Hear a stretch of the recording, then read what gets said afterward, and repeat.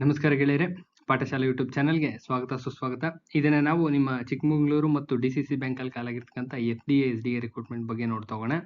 ಯಾವ ರೀತಿ 160 plus scoring ಯಾವ ಥರ ಮಾಡ್ಬೋದು ಅಂತ. ಇಲ್ಲಿ ಸಿಲೆಬಸ್ ಇದೆ. ಈ ಸಿಲೆಬಸ್ ಎಲ್ಲದಕ್ಕೂ ಆಗುತ್ತೆ. FDA SDA ನಿಮ್ಮ KPSC ಎಲ್ಲದಕ್ಕೂ, ಗ್ರೂಪ್ ಸಿ ವರ್ಗು ಪ್ಲಸ್ KEN ಕಾಲಾಗ್ತಕ್ಕಂಥದ್ದು. ನಿಮ್ಮ KL ನಿಮ್ಮ ಕರ್ನಾಟಕ ಲೆಜಿಸ್ಲೇಟಿವ್ ಅಸೆಂಬ್ಲಿನಲ್ಲಿ ಕಾಲಾಗಿದೆ.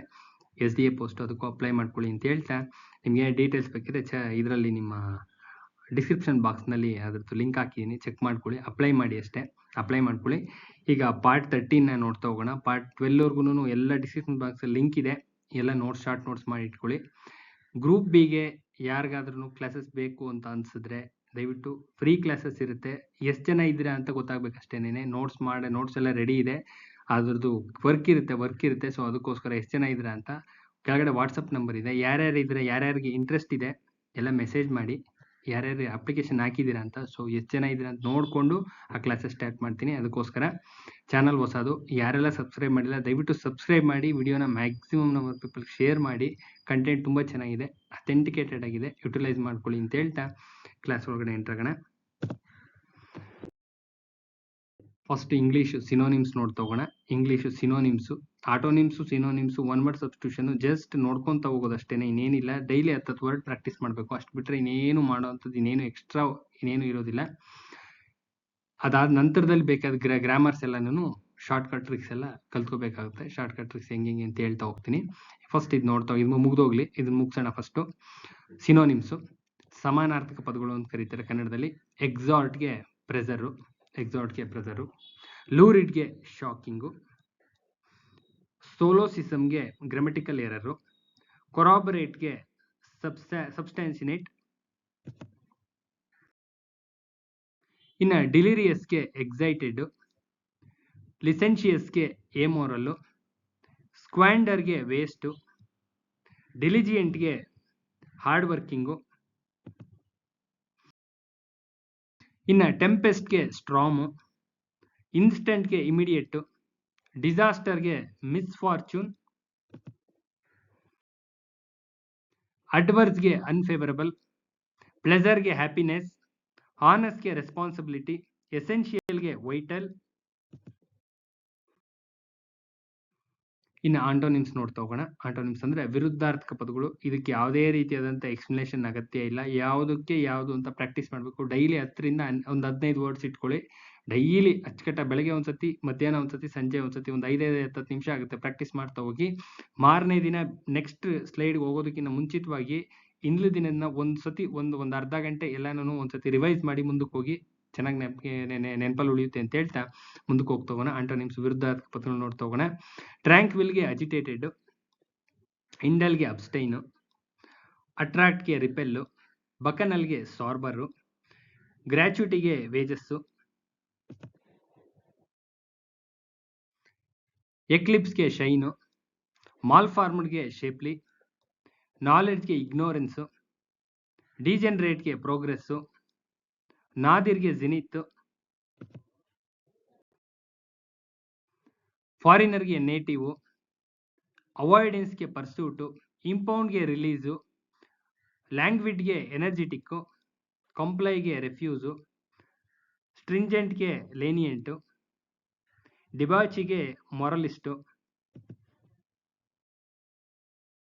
ಮಿಟಿಗೇಟ್ಗೆ ಅಗ್ರವೇಟ್, ಮೀನಿಯನ್ಗೆ ಮಾಸ್ಟರು, ಗಾಬ್ಲಿನ್ಗೆ ಏಂಜಲ್ಲು, ಅಲಿನೇಟ್ಗೆ ಐಡೆಂಟಿಫೈ, ಮೆಲಿಷಿಯಸ್ಗೆ ಜೆನರಸ್ಸು, ಸುಪರಿಯಸ್ಗೆ genuine. Next one word substitution ನೋಡ್ತಾ ಹೋಗೋಣ. ಒನ್ ವರ್ಡ್ ಸಬ್ಸ್ಟಿಟ್ಯೂಷನ್ ಇವೆಲ್ಲ 100% ಬರುವಂಥ ಏರಿಯಾಗಳು, 100% ಬರುವಂಥವು. ಪ್ರೀವಿಯಸ್ ಇಯರ್ ಕ್ವಶನ್ ಪೇಪರ್ಸ್ ಮಾಡಿಸ್ತಾ ಇರೋದು ಎಲ್ಲ ರಿಪೀಟ್ ಆಗ್ತವೆ, ಚೆನ್ನಾಗಿ ನೋಡ್ಕೊಂಡು ಹೋಗಿ. First question, belief or opinion contrary to what is generally accepted heresy. Answer, a person obsessed with exclusively one idea or subject, monomaniac ಅಂತ ಹೇಳಿ ಕರೀತಾರೆ. A child is unusual or remarkable talent, prodigy ಅಂತಾರೆ. One who loves mankind, philanthropist. A child who stay away from school without any good reason, truant. Line at which the earth or sea and sky seems to meet horizon ಅಂತ ಹೇಳಿ ಕರೀತಾರೆ. A person who rules without consulting the opinion of the others, autocrat. Next ನಿಮ್ಮ constitution ಸ್ವಲ್ಪ ನೋಡ್ತಾ ಹೋಗೋಣ. Constitution ಅಷ್ಟೇನೆ ನಿಮ್ಮ ಯಾವುದಕ್ಕೆ ನಿಮ್ಮ ಎರಡು ಮೆಥಡಲ್ಲಿ ಓದ್ಬೇಕು ಕಾನ್ಸ್ಟಿಟ್ಯೂಷನ್. 2 ಮೆಥಡ್ಸ್ ಅಲ್ಲಿ, ಒಂದು ಕರೆಂಟ್ ಅಫೇರ್ಸ್ ಬೇಸ್ಡ್, ಇನ್ನೊಂದು ಪ್ರೀವಿಯಸ್ ಇಯರ್ ಕ್ವಶನ್ ಪೇಪರ್ಸ್. ಅದ ನಂತರದಲ್ಲಿ ಟೆಕ್ಸ್ಟ್ ಬುಕ್ಸ್ ನ ರೀಡ್ ಮಾಡ್ರಿ. ಫಸ್ಟ್ ಕರೆಂಟ್ ಅಫೇರ್ಸ್ ಬೇಸ್ ಓದ್ಕೊಳ್ಳಿ. ಕರೆಂಟ್ ಅಫೇರ್ಸ್ ಬೇಸ್ 20% ತೆಗಿಲೇಬೇಕು ಅಂತ ರೂಲ್ ಇದೆ. 20% ಕ್ವಶನ್ಸ್ ನ ಎಲ್ಲ ಸಬ್ಜೆಕ್ಟ್ ಅಲ್ಲೂ ತೆಗಿಬೇಕು ಅಂತ. ಕಾನ್ಸ್ಟಿಟ್ಯೂಷನ್ ಅಲ್ಲೂ ಅಷ್ಟೇನೆ ನಿಮ್ಮ ಕರೆಂಟ್ ಅಫೇರ್ಸ್ ಪ್ಲಸ್ ಬೇಸ್ಡ್ ತೆಗಿತಾರೆ, plus previous year question papers. ಅದಾದ ನಂತರದಲ್ಲಿ ಟೆಕ್ಸ್ಟ್ ಬುಕ್ಸ್ ಓದಿ ನೋಡ್ತಾ ಹೋಗೋಣ. ಇದು previous year question paper first ಮಾಡಿಸ್ತಾ ಇದ್ದೀನಿ. ಇದಾದ ನಂತರದಲ್ಲಿ ಏನೇನೆ ಕರೆಂಟ್ ಅಫೇರ್ಸ್ ಬೇಸ್ಡ್ ಮಾಡಿಸ್ತೀನಿ. Current affairs plus current affairs based ನೋಡ್ತಾ ಹೋಗೋಣ. ಭಾರತೀಯ ಸಂವಿಧಾನದ 24ನೇ ಅನುಚ್ಛೇದವು ಕಾರ್ಖಾನೆ ಅಥವಾ ಗಣಿ ಅಥವಾ ಇನ್ಯಾವುದೇ ಅಪಾಯಕಾರಿ ಉದ್ಯೋಗದಲ್ಲಿ ಮಕ್ಕಳನ್ನ ತೊಡಗಿಸಿಕೊಳ್ಳೋದನ್ನ ನಿಷೇಧಿಸಿದೆ. ಎಷ್ಟು ವರ್ಷದ ಒಳಗಡೆ ಇರೋರು ಅಂದ್ರೆ 14 ವರ್ಷಕ್ಕಿಂತ ಕಡಿಮೆ ಇರ್ತಕ್ಕಂಥವ್ರನ್ನ ಯಾವುದೇ ಕಾರಣಕ್ಕೂ ಸೇರಿಸ್ಕೊಳ್ಳಂಗಿಲ್ಲ ಅಂತ ಹೇಳುತ್ತೆ. ಇನ್ನು ಎಷ್ಟನೇ ತಿದ್ದುಪಡಿ ಕಾಯ್ದೆಯು ಶಿಕ್ಷಣದ ಹಕ್ಕನ್ನ ಮೂಲಭೂತ ಹಕ್ಕನ್ನಾಗಿಸುವ 21A ವಿಧಿಯನ್ನ ಭಾರತ ಸಂವಿಧಾನದಲ್ಲಿ ಅಳವಡಿಸ್ತಪ್ಪ ಅಂದ್ರೆ 86ನೇ ತಿದ್ದುಪಡಿ. 86ನೇದು 21A ಇನ್ಕಾರ್ಪೊರೇಟ್ ಆಗಿದ್ದು 86ನೇ ತಿದ್ದುಪಡಿ ಮೂಲಕ. ಇನ್ನು ಸಂವಿಧಾನದ 19 ಕ್ಲಾಸ್ 1G ವಿಧಿ ಏನ್ ಹೇಳುತ್ತಪ್ಪ ಅಂದ್ರೆ ಯಾವುದೇ ಉದ್ಯೋಗ ವ್ಯಾಪಾರ ಕೈಗೊಳ್ತಕ್ಕಂಥ ಸ್ವಾತಂತ್ರ್ಯದ ಬಗ್ಗೆ ತಿಳಿಸುತ್ತೆ. ಇನ್ನ ಭಾರತ ಸಂವಿಧಾನದಲ್ಲಿ ಮೂಲಭೂತ ಹಕ್ಕುಗಳನ್ನ ನೀಡಿರ್ತಕ್ಕಂಥದ್ದು 12ರಿಂದ 35ರವರೆಗೂ. ಮೂಲಭೂತ ಹಕ್ಕುಗಳು 12 to 35. ತಪ್ಪು ಬಂಧನದ ಸಂದರ್ಭದಲ್ಲಿ ಈ ಕೆಳಗಿನ ಯಾವ ರೀಟ್ ಆಜ್ಞೆಯನ್ನು ಹೊರಡಿಸಲಾಗುತ್ತಪ್ಪ ಅಂದ್ರೆ ಬಂದಿ ಪ್ರಾತ್ಯಕ್ಷೀಕರಣ ಅಂತ ಹೇಳಿ ಕರೀತಾರೆ. 32 ಆರ್ಟಿಕಲ್ 32 ನಲ್ಲಿ ಬರುತ್ತೆ. ಹೆಬಿಯಸ್ ಕಾರ್ಪಸ್ ಅಂತ. ನೆಕ್ಸ್ಟ್ ಕೆಳಗಿನ ಯಾವ ವಿಧದ ಮೂಲಭೂತ ಹಕ್ಕನ್ನು ಅಸ್ಪೃಶ್ಯತೆ ನಿವಾರಣೆ ಒಳಗೊಂಡಿದೆಯಪ್ಪ ಅಂದ್ರೆ ಸಮಾನತೆ ಹಕ್ಕಲ್ಲಿದೆ. ಇದು ಸಮಾನತೆ ಹಕ್ಕಲ್ಲಿದೆ. ಆರ್ಟಿಕಲ್ 17 ಅಬಾಲಿಷನ್ ಆಫ್ ಅನ್ಟಚಬಿಲಿಟಿ ಅಂತ ಬರುತ್ತಲ್ಲ, ಅದೇ ಇದು. ನೆಕ್ಸ್ಟ್ ಮೂಲಭೂತ ಹಕ್ಕುಗಳನ್ನ ಜಾರಿಗೆ ತರುವಂತೆ ಬಲವಂತ ಮಾಡುವ ರಿಟ್ ಅಥವಾ ಆಜ್ಞೆಯನ್ನು ಇವರು ಹೊರಡಿಸಬಹುದು ಅಂದ್ರೆ ಸರ್ವೋಚ್ಚ ನ್ಯಾಯಾಲಯ 32 ಪ್ರಕಾರ, ಉಚ್ಚ ನ್ಯಾಯಾಲಯ 226 ಪ್ರಕಾರ. ಇಂಪಾರ್ಟೆಂಟ್ ಇದು. ಭಾರತೀಯ ಸಂವಿಧಾನದ ಪ್ರಕಾರ ಕೆಳಗಿನ ಯಾವ ಹಕ್ಕು ಮೂಲಭೂತ ಹಕ್ಕಾಗಿರೋದಿಲ್ಲ ಅಂದ್ರೆ ಕೆಲಸ ಮಾಡೋ ಹಕ್ಕು ಮೂಲಭೂತ ಹಕ್ಕಾಗಿರೋದಿಲ್ಲ. ಮೂಲಭೂತ ಹಕ್ಕುಗಳಲ್ಲಿ ಇಷ್ಟಲ್ಲಿ ಇರೋದಿಲ್ಲ. ಇನ್ನು ಸಮಾನತೆ, ವಾಕ್ ಸ್ವಾತಂತ್ರ್ಯ, ಧರ್ಮ ಬದಲಾಯಿಸಿಕೊಳ್ಳೋದು ಇವೆಲ್ಲ ಇದಾವೆ. ಇನ್ನು ಕೆಳಗಿನ ಯಾವ ಕಾಯ್ದೆಯು ಮಕ್ಕಳ ದುಡಿಮೆಯನ್ನು ಅಪರಾಧ ಎಂದು ಪರಿಗಣಿಸುತ್ತಪ್ಪ ಅಂದ್ರೆ ಔದ್ಯೋಗಿಕ ಕಾಯ್ದೆ ಅಂತ ಇದೆ. ಇದು 14 ವರ್ಷಕ್ಕಿಂತ ಕಡಿಮೆ ಮಕ್ಕಳು ವರ್ಕ್ ಮಾಡೋದನ್ನ ಅಪರಾಧ ಅಂತ ಹೇಳುತ್ತೆ. ಇನ್ನು ಕೆಳಗಿನ ಯಾವ ಕಾಯ್ದೆಯು ಮಕ್ಕಳ ದುಡಿಮೆಯನ್ನು ಅಪರಾಧ ಅಂತ ಹೇಳುತ್ತೆ ಅಂದ್ರೆ ರಿಪೀಟೆಡ್ ಕ್ವಶನ್ ಇದು, ಔದ್ಯೋಗಿಕ ಕಾಯ್ದೆ. ಇನ್ನು ಸಂವಿಧಾನಾತ್ಮಕ ಪರಿಹಾರ ಹಕ್ಕು ಕುರಿತಂತೆ ಕೆಳಗಿನ ಹೇಳಿಕೆಗಳನ್ನ ಪರಿಗಣಿಸಿ ಅಂತ ಹೇಳಿದರೆ A ಮತ್ತು D ಸರಿಯಾದಂತ ಉತ್ತರ. ರಿಟ್ ನೀಡಿಕೆ ಒಂದು ಹಕ್ಕಿನ ವಿಷಯ ಅಂತ ಹೇಳ್ತಾರೆ. ಸಂವಿಧಾನಕ್ಕೆ ಪರಿಹಾರಗಳ ಹಕ್ಕು ಅಂದ್ರೆ 32 ಆರ್ಟಿಕಲ್ 32 ಸುಪ್ರೀಂ ಕೋರ್ಟ್ಗೆ, ಆರ್ಟಿಕಲ್ 226 ಹೈಕೋರ್ಟ್ಗೆ. ಅದಕ್ಕೆ ಸಂಬಂಧಪಟ್ಟ ರಿಟ್ ಇದ್ರ ಬಗ್ಗೆ ರಿಟ್ ಹೊರಡಿಸಬಹುದು. ಅದೊಂದು ಹಕ್ಕಿನ ವಿಚಾರ ಅಂತ ಹೇಳ್ತಾರೆ. ಇನ್ನು ಅನುಚ್ಛೇದ 32 ಪ್ರಕಾರ ಪರಿಹಾರ ಲಭ್ಯತೆಗೆ ಅಡ್ಡಿ ಇಲ್ಲ ಅಂತ ಹೇಳ್ತಾರೆ. ಇವೆರಡು ಹೇಳಿ ಇವನು ಕರೆಕ್ಟ್ ಆಗಿದಾವೆ, ಕರೆಕ್ಟ್ ಆದ ಸೆಂಟೆನ್ಸ್ ಆಗ್ತವೆ.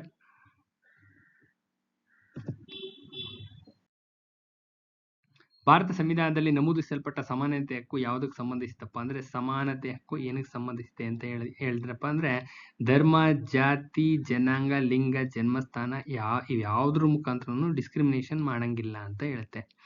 ನೆಕ್ಸ್ಟ್ ಧಾರ್ಮಿಕ ಸ್ವಾತಂತ್ರ್ಯದ ಹಕ್ಕು ಕುರಿತಂತೆ ಕೆಳಗಿನ ಹೇಳಿಕೆಗಳನ್ನ ಪರಿಗಣಿಸಿ ಯಾವ ಹೇಳಿಕೆ ಸರಿಯಾಗಿದೆ ಅಂತ ಹೇಳಿದರೆ ಯಾವುದು ಧಾರ್ಮಿಕ ಸ್ವಾತಂತ್ರ್ಯದ ಹಕ್ಕಿಗೆ ಸಂಬಂಧಪಟ್ಟಂಗೆ ಮಾತ್ರ ಹೇಳಿದರೆ ನೋಡ್ತಾ ಹೋಗೋಣ. BCD ಕರೆಕ್ಟ್ ಆಗಿದೆ, ನೋಡೋಣ. ಒಬ್ಬ ವ್ಯಕ್ತಿಯು ಇನ್ನೊಂದು ಧರ್ಮವನ್ನ ಅಳವಡಿಸಿಕೊಳ್ಳಲು ಸ್ವತಂತ್ರನಾಗಿದ್ದಾನೆ. ಯಾರು ಯಾವ ಧರ್ಮ ಬೇಕಾದ್ರೂ ಅನುಸರಿಸಬಹುದು ಅಂತ. ಧರ್ಮದ ಅತ್ಯಗತ್ಯ ಭಾಗವೆಂದು ಈ ಧರ್ಮ ಪರಿಗಣಿಸುವುದು ಅದನ್ನ ನ್ಯಾಯಾಂಗ ಪರಿಶೀಲನೆಗೆ ಒಳಪಡಿಸಬಹುದು ಅಂತ ಹೇಳ್ತಾರೆ. ಧರ್ಮದ ಅತ್ಯಗತ್ಯ ಭಾಗವೆಂದು ಆ ಧರ್ಮ ಪರಿಗಣಿಸೋದು ಅದನ್ನ ನ್ಯಾಯಾಂಗ ಪರಿಶೀಲನೆಗೆ ಒಳಪಡಿಸಬಹುದು ಅಂತ ಹೇಳ್ತಾರೆ, ಜುಡಿಷಿಯಲ್ ರಿವ್ಯೂಗೆ. ಇನ್ನ ಆಡಳಿತವನ್ನ ಸಾಮಾಜಿಕ ಕ್ಷೇಮ ಮತ್ತು ಸುಧಾರಣೆ ಮಾಡುವಲ್ಲಿ ತಡೆ ಹಿಡಿಯದಿರುವುದು. ಇವು ಮೂರು ಬರ್ತವೆ. ಈ ತರ ಕ್ವಶನ್ಗಳನ್ನ ನೋಡ್ಕೊಂಡಿರಿ, ಸಡನ್ ಆಗಿ ತೆಗೆದ್ಬಿಟ್ರೆ ಕಷ್ಟ. ಇನ್ನ ಕೆಳಗಿನವುಗಳಲ್ಲಿ ಯಾವ ಮೂಲಭೂತ ಹಕ್ಕುಗಳು ಭಾರತೀಯ ಪೌರರಿಗೆ ಮಾತ್ರ ಲಭ್ಯ ಆಗ್ತವಪ್ಪ ಅಂದ್ರೆ ಅನ್ಯ ದೇಶಗಳಿಗೆ ಸಿಗದೇ ಇರ್ತಕ್ಕಂಥವು ಯಾವ್ದಪ್ಪ ಅಂದ್ರೆ ನಮಗೆ ಮಾತ್ರ ಸಿಗ್ತಕ್ಕಂಥವು ಅಭಿವ್ಯಕ್ತಿ ಸ್ವಾತಂತ್ರ್ಯ, ವಾಕ್ ಸ್ವಾತಂತ್ರ್ಯ ನಮಗೆ ಮಾತ್ರ ಸಿಗುತ್ತೆ. ಅಲ್ಪಸಂಖ್ಯಾತರು ತಮ್ಮದೇ ಭಾಷೆ ಸಂಸ್ಕೃತಿನ ಸಂರಕ್ಷಿಸಿಕೊಳ್ತಕ್ಕಂಥ ಹಕ್ಕು ನಮಗೆ ಸಿಗುತ್ತೆ, ಬೇರೆಯವ್ರಿಗೆ ಸಿಗೋದಿಲ್ಲ. ಇನ್ನೆರಡು ಸಿಗೋದಿಲ್ಲ. B ಮತ್ತು C ಸರಿಯಾದಂತ ಉತ್ತರ. ಇವುಗಳಲ್ಲಿ ಸರಿ ಹೊಂದೋದು ಯಾವ್ದಪ್ಪ ಅಂದ್ರೆ 3ನೇ ಭಾಗದಲ್ಲಿ ಮೂಲಭೂತ ಹಕ್ಕುಗಳು ಕಂಡು ಬರ್ತವೆ, 2ರಲ್ಲಿ ಪೌರತ್ವ, 4A ನಲ್ಲಿ ಮೂಲಭೂತ ಕರ್ತವ್ಯಗಳು ಕಂಡು ಬರ್ತವೆ, 4A ನಲ್ಲಿ ಮೂಲಭೂತ ಕರ್ತವ್ಯಗಳು ಕಂಡು ಬರ್ತವೆ. ಇದೊಂದು ರಾಂಗ್ ಆಗಿದೆ. ಸೊ ABC ಮಾತ್ರ ಕರೆಕ್ಟ್ ಆಗಿದೆ, ABC ಮಾತ್ರ ಕರೆಕ್ಟ್ ಆಗಿದೆ. ಇನ್ನ ಕೆಳಗಿನ ಹೇಳಿಕೆಗಳಲ್ಲಿ ಸರಿಯಾದ ಯಾವ್ದಪ್ಪ ಅಂದ್ರೆ ಎ ಮಾತ್ರ ಸರಿ. ಹೆಂಗಪ್ಪ ಅಂದ್ರೆ ಮೂಲಭೂತ ಹಕ್ಕುಗಳು ನ್ಯಾಯಯುತವಾದವು ಅಂದ್ರೆ ಕೋರ್ಟ್ ಅಲ್ಲಿ ಕ್ವಶನ್ ಮಾಡ್ಬೋದು ಅಂತ, ಕೋರ್ಟ್ ಅಲ್ಲಿ ಕ್ವಶನ್ ಮಾಡ್ಬೋದು, ನಮ್ಗೆ ರೈಟ್ಸ್ ಇದೆ ಅಂತ. ಮೂಲಭೂತ ಕರ್ತವ್ಯಗಳನ್ನ ಗೌರ್ಮೆಂಟ್ ಏನಾದ್ರೂ ಏನೇ ಒಂದು ಇದನ್ನ ಕ್ವಶನ್ ಮಾಡ್ಲಿಕ್ಕೆ ಬರಲ್ಲ ಅಂತ, ಕೋರ್ಟ್ ಅಲ್ಲಿ ಕ್ವಶನ್ ಮಾಡ್ಲಿಕ್ಕೆ ಬರೋದಿಲ್ಲ ಅಂತ, DPSP ಕ್ವಶನ್ ಮಾಡ್ಲಿಕ್ಕೆ ಬರೋದಿಲ್ಲ. ಇನ್ನು ಜೀವನದ ಹಕ್ಕು ಹಾಗೂ ವೈಯಕ್ತಿಕ ಸ್ವಾತಂತ್ರ್ಯ ಪರಿಚ್ಛೇದ 21 ವ್ಯಾಪ್ತಿ ಇದನ್ನ ಒಳಗೊಳ್ಳುತ್ತಪ್ಪ ಅಂದ್ರೆ ಉತ್ತಮ ಆರೋಗ್ಯದ ಹಕ್ಕನ್ನು ಸಹ ಒಳಗೊಳ್ಳುತ್ತೆ. ಉತ್ತಮ ಆರೋಗ್ಯದ ಹಕ್ಕು ಈ ಆರ್ಟಿಕಲ್ 21 ನಲ್ಲಿ ಬರುತ್ತೆ, ಮೂಲಭೂತ ಹಕ್ಕುಗಳಲ್ಲೇ ಕಂಡು ಬರುತ್ತೆ. ಇದನ್ನ ರೈಟ್ಸ್ ನ ಕ್ವಶನ್ ಮಾಡಬಹುದು ಅಂತ ಕಾನ್ಸ್ಟಿಟ್ಯೂಷನಲ್ ಇದೆ ಇದು. ಇನ್ನ 30ನೇ ಅನುಚ್ಛೇದವು ಕೆಳಕಂಡವರಿಗೆ ಆಯ್ಕೆಯ ಶಿಕ್ಷಣ ಸಂಸ್ಥೆಗಳನ್ನ ಸ್ಥಾಪಿಸುವ ಮತ್ತು ನಡೆಸಿಕೊಂಡು ಹೋಗುವ ಹಕ್ಕನ್ನ ಖಾತ್ರಿಪಡಿಸುತ್ತೆ. ಯಾರಿಗಪ್ಪ ಅಂದ್ರೆ ಧರ್ಮ ಅಥವಾ ಭಾಷೆಯನ್ನು ಆಧರಿಸಿ ಎಲ್ಲಾ ಅಲ್ಪಸಂಖ್ಯಾತರಿಗೂ ಒಳಗೊಳ್ಳುತ್ತಿದ್ದು. ಇನ್ನು ಮೂಲ ಸಂವಿಧಾನವು ಮೂಲಭೂತ ಹಕ್ಕುಗಳು 7 ಪ್ರವರ್ಗಗಳನ್ನ ವರ್ಗೀಕರಿಸುತ್ತೆ, ಆದ್ರೆ ಈಗಿರೋದು 6 ಮಾತ್ರ. ಮೂಲ ಸಂವಿಧಾನದಲ್ಲಿ 7 ಮೂಲಭೂತ ಹಕ್ಕುಗಳು ಇರ್ತವೆ, 7 ಇರ್ತವೆ. ಬಿಗಿನಿಂಗ್ ಅಲ್ಲಿ 7 ಇರ್ತವೆ, ತದನಂತರದಲ್ಲಿ 6 ಮಾಡಾಕ್ತಾರೆ. ಯಾವ್ದಪ್ಪ ಅಂದ್ರೆ ನಿಮ್ಮ ಆಸ್ತಿ ಮಾಡ್ತಕ್ಕಂಥ ಹಕ್ಕನ್ನ ಅದನ್ನ ನಿಮ್ಮ ಮೂಲಭೂತ ಹಕ್ಕಿಂದ ತೆಗೆದು ಕಾನೂನುಬದ್ಧ ಹಕ್ಕನ್ನಾಗಿ ಮಾಡಿ 300A ನಲ್ಲಿ ಇನ್ಕಾರ್ಪೊರೇಟ್ ಮಾಡ್ಕೊಡ್ತಾರೆ. ಅದೊಂದು ತೆಗಿತಾರೆ ಅಷ್ಟೇನೆ. ನೆಕ್ಸ್ಟ್ 300A ನಲ್ಲಿ ಇನ್ಕಾರ್ಪೊರೇಷನ್ ಆಗುತ್ತೆ. ನೆಕ್ಸ್ಟ್ ಅದರ ವ್ಯಾಪ್ತಿಯಲ್ಲಿ ಪರಿಸರದ ಹಕ್ಕು ಬರುವಂತೆ ಮಾಡಲು ಒಂದು ಮೂಲಭೂತ ಹಕ್ಕಿನ ವ್ಯಾಪ್ತಿಯನ್ನು ಸರ್ವೋಚ್ಚ ನ್ಯಾಯಾಲಯವು 2005ರಲ್ಲಿ ವಿಸ್ತರಣೆ ಮಾಡುತ್ತೆ. ಈ ಅರ್ಥ ವಿವರಣೆಯ ವಿಷಯವಾಗಿದ್ದ ಕಲಂ ಯಾವ್ದಪ್ಪ ಅಂದ್ರೆ ಸಂವಿಧಾನದ 21ನೇ ಆರ್ಟಿಕಲ್, ಸಂವಿಧಾನದ 21ನೇ ಆರ್ಟಿಕಲ್ ಅಲ್ಲಿ ಬರುತ್ತೆ. ಪರಿಸರದ ಹಕ್ಕನ್ನ 21ನೇ ಆರ್ಟಿಕಲ್ ಅಲ್ಲಿ ಇನ್ಕಾರ್ಪೊರೇಟ್ ಮಾಡ್ತಾರೆ. ಇನ್ನ ಭಾರತದ ಪ್ರಜೆಗಳ ಮೂಲಭೂತ ಕರ್ತವ್ಯಗಳನ್ನ ಯಾವ ಭಾಗದಲ್ಲಿ ತಿಳಿಸಲಾಗಿದೆ ಅಂದ್ರೆ ಮೂಲಭೂತ ಕರ್ತವ್ಯಗಳನ್ನ ಯಾವ ಭಾಗದಲ್ಲಿ ತಿಳಿಸಲಾಗಿದೆ ಅಂದ್ರೆ 4A ಭಾಗದಲ್ಲಿ ತಿಳಿಸಲಾಗಿದೆ, 4A ನಲ್ಲಿ ತಿಳಿಸಲಾಗಿದೆ. ನೆಕ್ಸ್ಟ್ ನಿಮ್ಮ ಬುಕ್ಸ್ ಅಂಡ್ ಆಥರ್ಸ್ ಇಲ್ಲಿಗೆ ಎಂಡ್ ಆಗುತ್ತೆ. ಬುಕ್ಸ್ ಅಂಡ್ ಆಥರ್ಸ್ ಇವತ್ತಿನ ಸ್ಲೈಡ್ಗೆ ಎಂಡ್ ಆಗುತ್ತೆ. ಬುಕ್ಸ್ ಅಂಡ್ ಆಥರ್ಸ್ ಕಂಪ್ಲೀಟ್ ಆಗುತ್ತೆ. ಬುಕ್ಸ್ ಅಂಡ್ ಆಥರ್ಸ್ ಇಷ್ಟು ನೋಡಿರ್ಬೇಕು, ಯಾಕೆಂದ್ರೆ ಓಲ್ಡ್ ಕ್ವಶನ್ ಪೇಪರ್ಸ್ ಅಲ್ಲಿ ಒಂದು ಕ್ವಶನ್ ತೆಗಿತಾರೆ, ಇಲ್ಲ ಅಂದ್ರೆ ಕರೆಂಟ್ ಅಫೇರ್ಸ್ ಬೇಸಿಸ್ ಮೇಲೆ ತೆಗೆದಿರ್ತಾರೆ. ಇದು ಕಂಪಲ್ಸರಿ ಇರುವಂತ ಏರಿಯಾ, ಕಂಪಲ್ಸರಿ ಇರುತ್ತೆ. ಎಲ್ಲ ಕ್ವಶನ್ ಪೇಪರ್ಸ್ ತೆಗೆದು ನೋಡ್ಬೋದು, ಇದ್ದೇ ಇರುತ್ತೆ. ಸೊ ನೋಡ್ತಾ ಹೋಗೋಣ. ಗಲಿವರ್ಸ್ ಟ್ರಾವೆಲ್ ಯಾವುದು ಅಂತ ಗೊತ್ತಾದ್ರೆ ಸಾಕು. ಗಲಿವರ್ಸ್ ಟ್ರಾವೆಲ್ ಬರ್ದಿರೋರು ಯಾರಪ್ಪ ಅಂದ್ರೆ Jonathan Swift.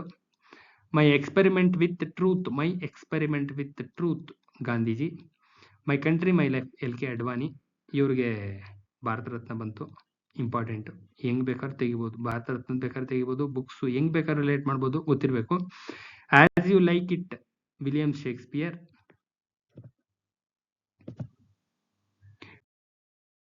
Next man eaters of Kumaon Jim Corbett important ಇದು. ನಮ್ಮ ರಾಷ್ಟ್ರಗೀತೆ ಬರೆದವರು ರವೀಂದ್ರನಾಥ ಟಾಗೋರ್. ಕೆಳಗಿನವುಗಳಲ್ಲಿ ಹೊಂದಿಸಿ ಬರೆಯಿರಿ. ನೋಡ್ತಾ ಹೋಗೋಣ. ಬೃಚ್ಚಕಟಿಕ ಶೂದ್ರಕನ ಬೃಚ್ಚಕಟಿಕ ಜ್ಞಾಪಕ ಇಟ್ಕೋಬಹುದು. ಡೈರೆಕ್ಟ್ ಕೃತಿ ಈ ಕರ್ತೃ ಜೊತೆನೆ ಓದ್ಕೋಬೇಕು, ಈಸಿ ಆಗುತ್ತೆ. ಜಯದೇವನ ಗೀತ ಗೋವಿಂದ ಎಲ್ಲಾ ಕೃತಿಗಳನ್ನ ಹಿಂಗೆ ಓದ್ಕೋಬೇಕು. ಅದು ಬೇರೆ ಇದು ಬೇರೆ ಅಂತ ಹೋದ್ರೆ ಆಗೋ ಕಥೆ ಎಲ್ಲ. ವಿಶಾಖದತ್ತನ ಮುದ್ರಾ ರಾಕ್ಷಸ ಇದೇ ತರ ಬರ್ಬೇಕು. ಕಲ್ಲಣ್ಣನ ರಾಜತರಂಗಿಣಿ ಕಾಶ್ಮೀರದ ಬಗ್ಗೆ ತಿಳಿಸುತ್ತಲ್ಲ ಅದು. ಇಷ್ಟು ಈ ತರ ಓದ್ಕೊಂಡ್ರೆ ಅನುಕೂಲ ಆಗುತ್ತೆ. ಶೂದ್ರಕನ ಬೃಚ್ಚಕಟಿಕ, ಜಯದೇವನ ಗೀತ ಗೋವಿಂದ, ವಿಶಾಖದತ್ತನ ಮುದ್ರಾ ರಾಕ್ಷಸ, ಕಲ್ಲಣ್ಣನ ರಾಜತರಂಗಿಣಿ ಅಂದ್ರೆ ಅಲ್ಲಿಗೆ ಎಲ್ಲಾ ಕೃತಿಗಳು ಇದೇ ತರ ಬರ್ಬೇಕು. ಅವ್ರ ಹೆಸರು ಬಂತು ಅಂದ್ರೆ ಪಕ್ಕದಲ್ಲಿ ಯಾವ್ದು ಕೃತಿನೂ ಬಂದ್ಬಿಟ್ರೆ ಬಹಳ ಈಸಿ ಆಗುತ್ತೆ. ಇಲ್ಲಾಂದ್ರೆ ಕೃತಿಗಳು ತುಂಬಾ ಜಾಸ್ತಿ ಇದಾವೆ, ಜ್ಞಾಪಕ ಇಟ್ಕೊಳ್ಳೋದು ಕಷ್ಟ. ಇನ್ನ God of small thing Arundhati Roy. ಇನ್ನ ಮೋಗ್ಲಿನ ಇದ್ ಮಾಡಿದ ಜಂಗಲ್ ಬುಕ್ ಮೋಗ್ಲಿ ಬರೋದು ಜಂಗಲ್ ಬುಕ್, ಬಹಳ ಫೇಮಸ್ ಇದು. ಇನ್ನ through the corridor of powers Alexander ಅಂತ ಬರೆದಿರೋದು, ಅಲೆಕ್ಸಾಂಡರ್ ಅಂತ. ಇನ್ನ ಪದ್ಮಶ್ರೀ ವಿಜೇತ ಕ್ರೀಡಾಪಟು ಯಾರು ಅಂತ ಹಳೆ ಕ್ವಶನ್ ಇದೊಂದು ಕೇಳಿದ್ರೆ ಅನಿಲ್ ಕುಂಬ್ಳೆ ಈಗೆಲ್ಲ ತುಂಬಾ ಜನಕ್ಕೆ ಬಂದಿದೆ. ತಸ್ಲೀಮಾ ನಸ್ರೀನ್ ಅವರು ಬಾಂಗ್ಲಾದೇಶದವರು, ಲಜ್ಜಾ ಕೃತಿ ಬರೆದಿರಲ್ಲ ಅವರು. ನೆಕ್ಸ್ಟ್ ಬೈ ಗಾಡ್ಸ್ ಡಿಕ್ರಿ, ಇವೆಲ್ಲ important. Kapil Dev. The social contract Rousseau.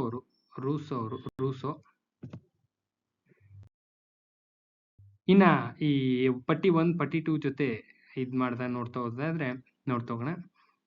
ಸರಿಯಾದ ಉತ್ತರಗಳನ್ನ ನೋಡ್ತಾ ಹೋಗೋಣ. PT ಉಷಾ ಗೋಲ್ಡನ್ ಗರ್ಲ್ ಅಂತ ಪುಸ್ತಕ ಬರ್ತಿರೋದು, ಪುಸ್ತಕ ಸಂಬಂಧಪಟ್ಟಿರ್ತಕ್ಕಂಥ ಪುಸ್ತಕ.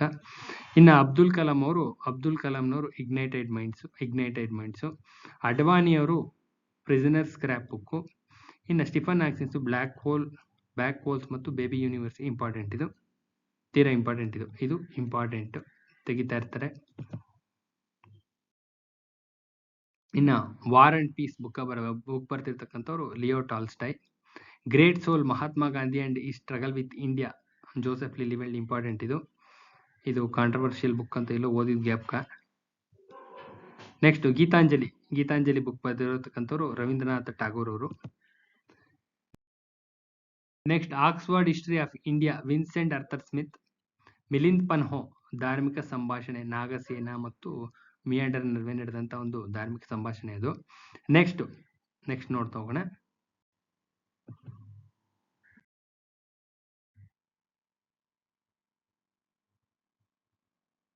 ನೆಕ್ಸ್ಟ್ ಜವಾಹರ್ಲಾಲ್ ನೆಹರೂರವರು glimpse of the world. Next Sarojini ನಾಯ್ಡುರವರು broken wing. Next Mulk Raj Anand Coolie. ಇದು ರಿಪೀಟೆಡ್ ಕ್ವಶನ್ ಇದು. ಈ ಖುಷ್ವಂತ್ ಸಿಂಗ್ ಅವರು ಟ್ರೈನ್ ಟು ಪಾಕಿಸ್ತಾನ್.